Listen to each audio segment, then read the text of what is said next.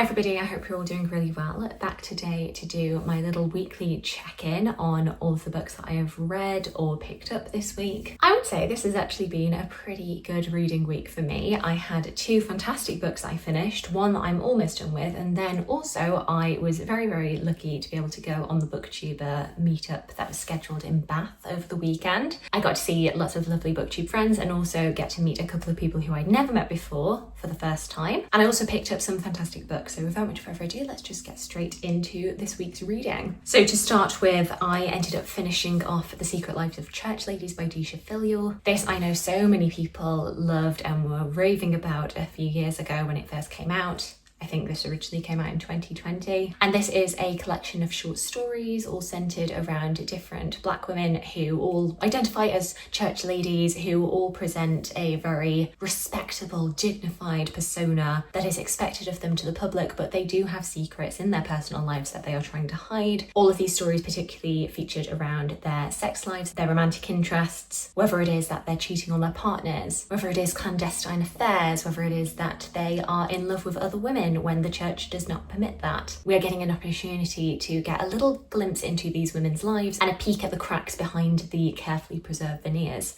And yeah, I don't know why I didn't read this sooner. This is absolutely fantastic. Definitely, I think is going to make it onto my best books of the year.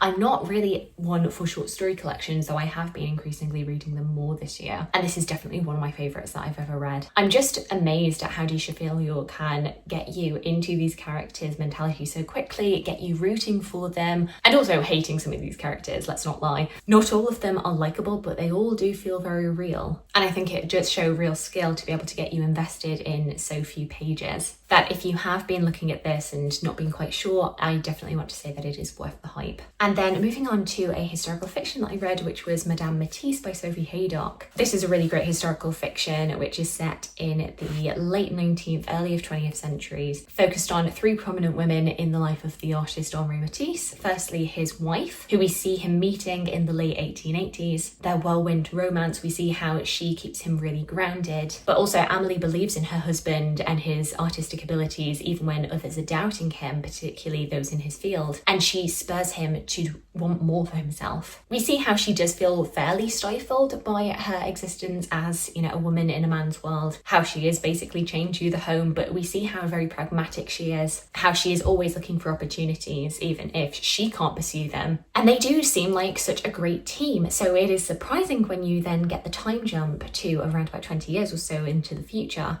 And we see that there are cracks in their marriage as they have gotten older, as Amelie has become more ill, has a chronic illness, and is more dependent on others. They end up hiring Russian immigrant Lydia to serve as a carer for Amelie. However, Lydia and Henri Matisse, despite the fact that there are 40 years difference between them, end up forming a very strong bond, which is pretty ambiguously depicted in the book, whether or not it was romantic or sexual, but they definitely do have a strong love for each other and a strong understanding of each other, and how this relationship is so controversial and ends up breaking down the marriage between Amelie and Henri Matisse. And then the third perspective is Marguerite, who is Henri's daughter with a different woman, but who Amelie really grows to love and think of as her own and ends up adopting. I will say her perspective did seem a little bit more detached from the others, but her life was so very interesting. During World War II, she actually worked as a French spy plotting against the Nazis, and seeing her perspective was really fascinating, even though, like I say, it did feel a tiny bit detached from the rest of the narrative proper. But these were three very formidable women working in this very patriarchal society to survive, and who all had very different experiences, but all of whom had this gravitational pull towards Matisse. I thought it was really well done. There were some aspects where I did find the time jumps to be a little bit irritating and frustrating, because the actual breakdown, the actual details of the breakdown between Amelie and Henri, and also the build-up of the relationship between Lydia and Matisse, I just didn't necessarily think were as strongly depicted as they could have been. There's a lot of ambiguity, a lot of mystery surrounding these relationships, and I think that is a deliberate thing. It just can be a bit frustrating when you're wanting to see it on the page and it's just not there. But I did think it was a really great book, and I've not heard anybody talking about it, so definitely a recommend from me. Next up, in terms of what I'm currently reading, I am still making my way through A Very British Christmas by Rob Temple. I am enjoying this. This is a very fun book, and it is a quick read when I am doing it. I just was prioritising other things over this, but I'm only 50 pages from the end, and I do think I will get through this in the next couple of days. And then for for my little book haul,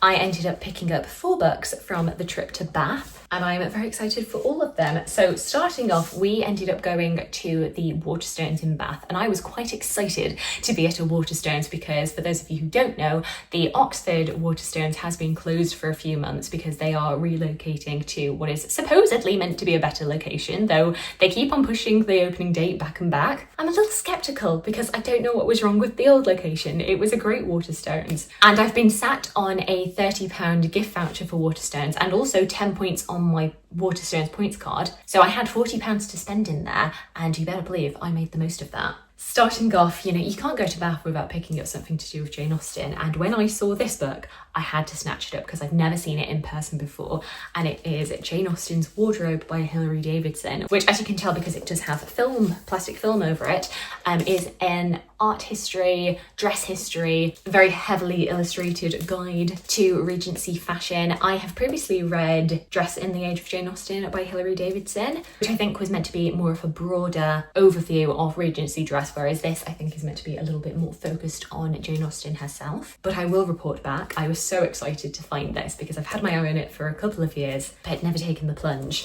The other book that I ended up picking up from Waterstones is also non-fiction, and it is a new release, and it is Eleanor, a 200-mile walk in search of England's lost queen by Alice Loxton. Alice Loxton at this point is a bit of an autobi author for me. She is a great public historian, and in this book she is kind of bringing back to our attention Eleanor of Castile, who was the wife of Edward I, but who has been quite a forgotten queen of medieval history. And last year Alice Loxton went on the 200-mile walk pilgrimage around all of the different Eleanor crosses on the funeral route that Edward I would have taken to commemorate his dead wife. I'm actually currently partway through this. I am 67 pages through this and really enjoying it so far. It's such a fascinating history. And then I also picked up 2 fiction books. Back with the Austen, we have The Austen Christmas Murders by Jessica Bull. I saw this in Mr. B's Emporium, which is one of the Bath bookshops that I've never been to before. It was absolutely stunning. And I'd been quite intrigued by this one because I saw that Katie from Books and Things, who actually hosted our Bath meetup, had gone to the launch event for Jessica Bull's new book. Jessica Bull is known for writing Jane Austen detective fiction, so where the actual figure of Jane Austen is investigating various different murders. There are 2 books also in this series which I hadn't read,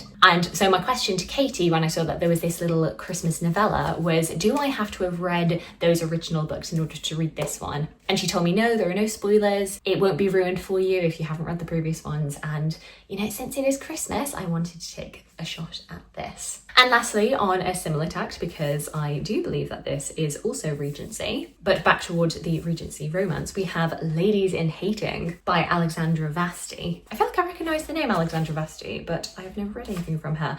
Oh, so she has done the Ne'er Duke Well and the Halifax Hellions series, which I've not read. But this was another one that I saw in Mr. B's Emporium and looked like really good fun. I saw this alongside Emily over at Novell Novels, and we both ended up picking this up. Can 2 Gothic novelists trade rivalry for love? Celebrated authoress Lady Georgiana Cleeve has achieved fame and fortune. Unfortunately, she's also acquired an enemy, the enigmatic Lady Darling, whose spine-tingling plots appear to be pulled straight from Georgiana's own manuscripts. What's a stubborn, steely writer to do? Unmask her rival, of course. But the unmasking doesn't go according to plan, because Lady Darling is actually Cat Lacey, the butler's daughter and object of Georgiana's very secret, very embarrassing teenage infatuation. The plot thickens when the novelists find themselves trapped together in the eerie manor where they each plan to set their next book. In between ghostly moans and spectral staff, Cat and Georgiana come face to face with real danger, the scorching passion that's been haunting their rivalry all along. Sounds like such good fun, and isn't this cover gorgeous? I just think that's so cute. So I am very, very excited to get round to each of these. And there we go, that is it for my wrap up, my reading check-in for the week. Do let me know if you've read any of the books that I've spoken about today. Alternatively, please do let me know about anything that you've been reading and enjoying. I would love to hear from you. I hope you're having a fantastic, fantastic day, and I look forward to talking to you again soon. Thanks. Bye.